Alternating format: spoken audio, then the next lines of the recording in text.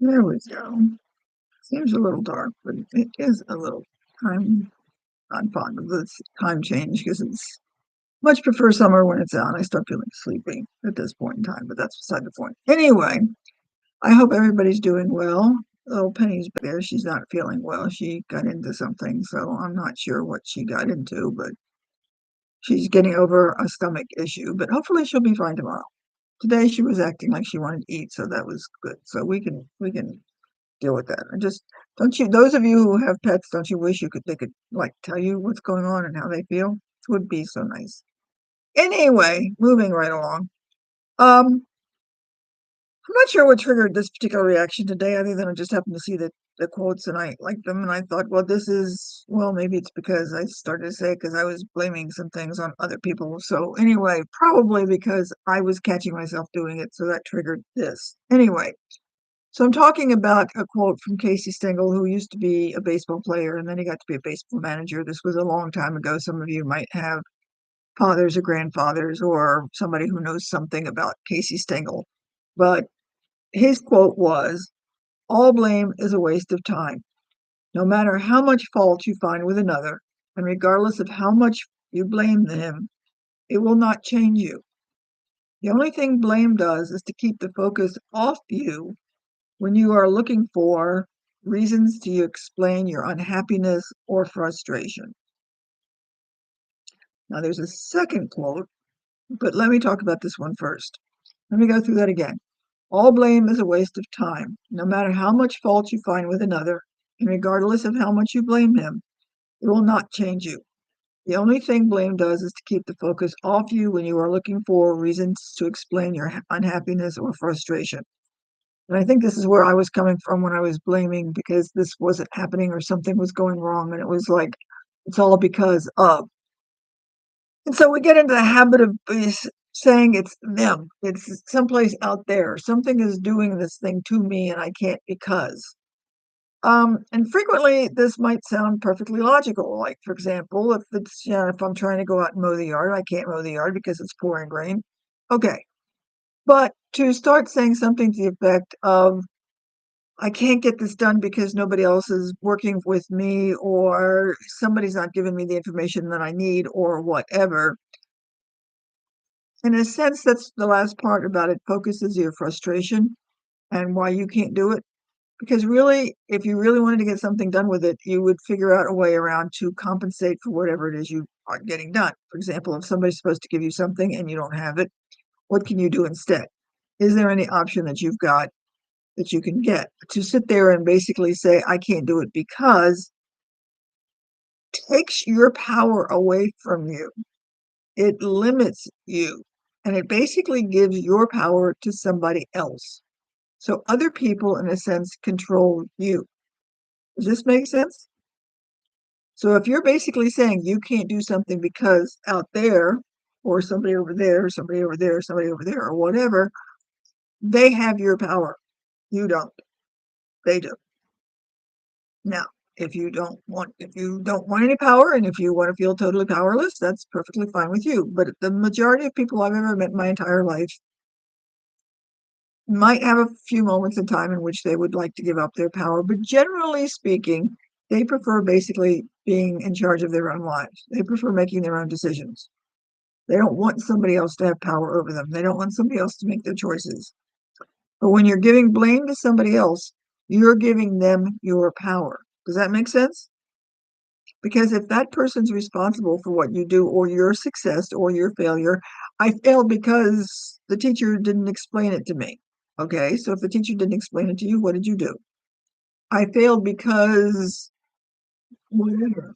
I failed because I got a flat tire. Don't ask me where that, oh, she came out. I had just heard Penny. Um, I got a flat tire because, okay, were you aware that the tire was low? Have you been looking at it? Was there something you could have done? Was there something you could have done about the tire? Was there something you could have done in place of? Can you call somebody, let them know what's going on, make a second option? So start thinking in terms of, okay, this is the circumstances I'm in. What can I do? How do I deal with this? Instead of basically saying, oh, I can't do this because I've got a flat tire and that's it. And it all ends right there. Um, Again, can you begin to see, in the sense, if I said I can't get something done, or let's just say if I can't do this recording because I had a flat tire, okay, so maybe I couldn't do it today, or maybe I couldn't do it at the time I wanted it to, but does that mean I could never do it again? I'm just, that's it forever? Or am I just, in a sense, giving my power to the flat tire? Okay, does this make sense? Okay, so let's go into the second quote. If I can get it down here so I can read it here. This came from Phil Knight, who used to be the CEO of Nike, the company that makes the shoes, Nike with the swoosh. We wanted Nike to be the world's best sports and fitness company. Once you say that, you have a focus. You don't end up making wingtips or sponsoring the next Rolling Stones World Tour. Ah, there she is. So basically, what he's saying is that as Nike, they decided what they wanted. They wanted to be the best sports and fitness company. So they started to look at what they wanted. And then they went out to do exactly that. They didn't start looking at other things about, gee, maybe we should try on this, like creating wingtips. They were a sports shoe. They weren't going to go into a side thing and do wingtip shoes, which are a kind of male shoes, men's shoes. I guess women have got them somewhere along the line. No, I don't know if I've ever seen them, but that's beside the point.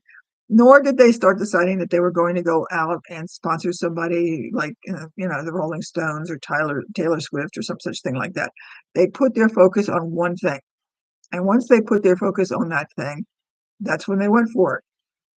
They didn't blame anybody if anything went wrong. They said, okay, this didn't go right. What are we going to do instead? They pulled back and started to check that out and figure out, okay, this didn't work. Now what? So that when you're starting to take a look at things going wrong, things not working, maybe it's not that they went wrong, but they're just not going the way you wanted them to. Step back and take a look at it. Now, there is that famous statement from Thomas Edison, in which people said something to the effect of, well, how can you keep going? I mean, you've failed 1,000 times. Why don't you just quit? And he says, no, I haven't failed. I just have found 1,000 things that did not work. There's a difference in the way people look at these two statements, or that these two statements convey. Okay? If you think, oh, gee, I'm trying something and it failed, many people are going to give up. He looked at it as a way of, this doesn't work. So, okay, so if this doesn't work, what might work? And sooner or later, he found it. That's why we have electric lights. Okay? So that when you're starting to blame something, you're basically saying, okay, it's not working. I give up. There's nothing I can do. End of story. If you start looking at something like, okay, this did not work, you're keeping your power. You're giving it to yourself. You're not relinquishing it to anything else. And you're starting to look for other options and other situations. You may, for some reason, need to be postponing that issue. For some of us, it could be, you were in the middle of a hurricane, you got in the middle of a tornado, major flood, somebody in the family died, you got really sick and couldn't do something. You might have to postpone things, but that doesn't necessarily mean you're giving it up. You're putting your focus on whatever it is you want. And go back to the Nike comment, you're not letting yourself diverge off into other things. So if you decide you want to be a great speaker, you want to be a great parent, you want to be a great student, you want to be a great employee at doing something specific, you put your focus on that specific thing. If you want to be a good pasta cook, you focus on pasta. You don't start taking a look at what you're going to do with meat. Okay? You start focusing on the things that are connected to that specific goal. If you start saying, well, I can't do pasta because whatever, there's no flour. Okay, so can you do something else without flour? What can you start working on? Maybe flour is not coming to you because of some other reason. Maybe you had a storm and there's nobody coming into the port or something. What can you do instead? Now, I know I'm making this stuff up, but go with this. When something's not going well, and frequently because of external circumstances, A, can you just sort of like postpone things and go and pick it up later? Or B, is there something else you can do instead? So that when people are looking at things, like in this case, Nike, they're going to start looking at the different things, trying different things, going out and asking people different things and figuring out, okay, What is it that we need to do to make us the best sports and fitness company? That was their goal, and they did fairly well. Quite well, as a matter of fact, because they kept their focus on it and they didn't blame anybody else. If something went wrong, they either accepted it and said, "Okay, this didn't work, now what?" Or they just sort of like, "Okay, this didn't go, what can we do instead?" Don't focus, and again, it goes back to habits and focusing. You get and accomplish where you focus. If you're gonna focus on blame on somebody else, you're not gonna get anywhere. You're gonna be focused on the blame and how it's somebody else's fault, and you're giving up your power. If you focus on accomplishing what you want, you maintain your power. Things may not go quite the way you want them to, and as fast as you want them to, but they still basically go in your way as you make choices along that particular path, because you're always making the choices and making that decision. You make the best decision you can at any given moment in time. So all of the decisions are going to be yours, regardless of whether you blame or not. It's just in this particular case, it's you're accepting your power and accepting the fact that they're your choices. Sooner or later, you'll get where you want. Okay? Does this make sense? If not, let me know or ask me a question about it, and we'll go into it later. And I'll talk to you more and or write more in the email about the I'll actually have an elevator pitch thing, and the elevator pitch thing that I might be doing this trying to mention to you is more than just an elevator pitch. It's how you can, in a sense, focus on your strengths to get and tell other people what you really do well so that you can get the job or the promotion or the position or whatever it is that you want. I'm thinking about that. Let me know what you think, but I'll chat with you later or send you an email on that. If anybody's got any questions, holler at me. Until later, we'll see you. And Penny says bye. Okay, so until later, bye.